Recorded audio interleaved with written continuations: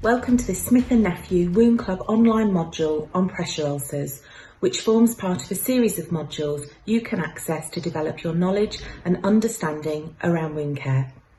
Today, we are discussing pressure ulcers. In clinical practice, you will come across the terms pressure injuries and pressure ulcers, and these can be used interchangeably. However, for the purpose of this presentation, we will use the term pressure ulcer. After completing this, you will know what defines a wound as a pressure ulcer, what influencing risk factors there are, and how pressure ulcers are graded in severity according to the level of tissue damage involved. It's important to understand what defines an ulcer as pressure-related, as correctly diagnosing the cause of any wound is important in the assessment and appropriate planning to facilitate wound healing. Remember that if a wound is not caused by pressure, it should not be documented as a pressure ulcer. Therefore, a pressure ulcer is defined as localised damage to the skin and/or the underlying tissue. The ulcer is usually over a bony prominence, for example, heels or elbows. There may be associated pain with the ulcer. The overarching cause will be as a result of intense or prolonged pressure to the area and can be in combination with a shearing force. Let's consider the factors contributing to pressure ulcer development, which are pressure, friction, and shear. Humidity and temperature are not direct causes of pressure injuries, however, they are exacerbating factors. Moisture and temperature can weaken the skin and also increase the risk of friction and shearing of superficial tissue, whereas very dry skin becomes brittle and has increased risk for fissures or cracks. There are also numerous patient-related factors that influence the risk of developing a pressure ulcer.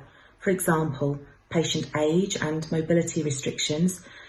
Due to the nature of pressure ulcers being multifaceted, a comprehensive holistic assessment is vital for any patient with this type of injury to ensure wound healing is optimised.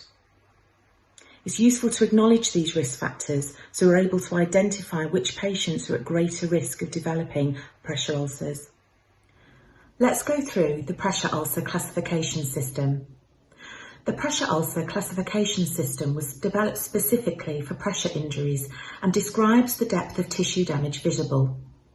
Therefore, pressure ulcers that are completely covered with necrotic or non-viable tissue would be classified as unstageable. Reverse staging should not be used to describe healing pressure ulcers or injuries. When we think about it, this makes sense. The body is unable to regenerate certain tissues such as fat, fascia and muscle. Therefore, reverse staging is inaccurate when used as a parameter for wound healing. Most wounds, such as burns, traumatic injuries, arterial and venous ulcers are described as partial thickness or full thickness, depending upon the tissues involved. Partial thickness wounds involve the epidermis and the dermis. Full thickness wounds involve the subcutaneous fat, fascia, muscles and/or bone. Neuropathic or diabetic foot ulcers have a separate classification system, which include partial and full thickness in the descriptions. Pressure ulcers are categorised according to a classification system. In this table, you can see that Category 1 and 2 pressure ulcers represent partial thickness tissue damage, whereas Category 3, 4, unstageable and deep tissue injuries or DTIs represent full thickness tissue damage. It's important to remember that the tissue involvement is not necessarily an indicator of wound depth. For example, a shallow wound over the malleolus may have exposed bone. Category 1 pressure ulcers are those with the skin remaining intact. This is characterised by an area of local, non-blanching erythema. It's worth noting that on darkly pigmented skin, this may appear differently. There may also be changes in sensation, temperature, or firmness of the skin. Category 2 pressure ulcers are classified as having partial thickness loss of skin where the dermis is exposed. This means that the wound bed is exposed and may appear as red or pink and are often following the breakdown or rupture of a blister. It's important to note that there would be no deeper tissue involvement at this stage and that the wound bed will be free of slough or eschar. Sometimes stage 2 pressure ulcers can be confused with moisture-associated skin damage. Therefore, understanding the cause, as we mentioned before, is important. There are separate staging and classification terms for moisture-associated skin damage, which will be covered in a future Wound Club online module. Category 3 pressure ulcers are defined as those with full thickness skin loss. Adipose or fatty tissue is visible, often with the presence of granulation, slough and or eschar in the wound bed. There may be a presence of undermining or tunnelling. However, muscle, tendon and bone will not be exposed.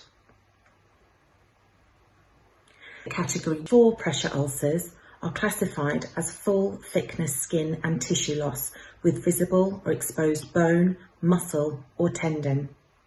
There may also be slough or eschar present, and undermining and tunnelling are common.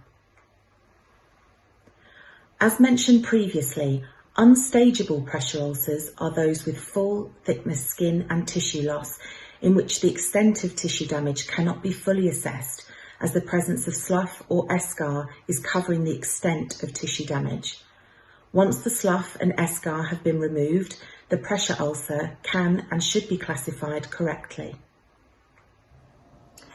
Deep tissue injury, or DTI, is a term used to describe a unique form of pressure ulcers. These ulcers have been described by clinicians for many years with terms such as purple pressure ulcers, ulcers that are likely to deteriorate, and bruises on bony prominences. By definition, they are a pressure-related injury to subcutaneous tissues under intact skin. Initially, these injuries have the appearance of a deep bruise.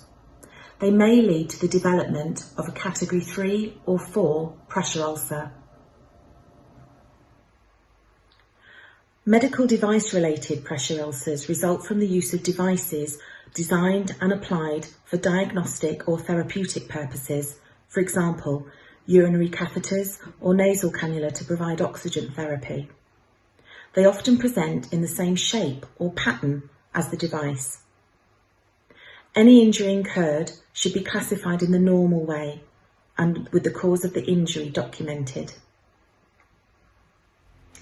To check your knowledge and understanding, try and answer the quiz questions.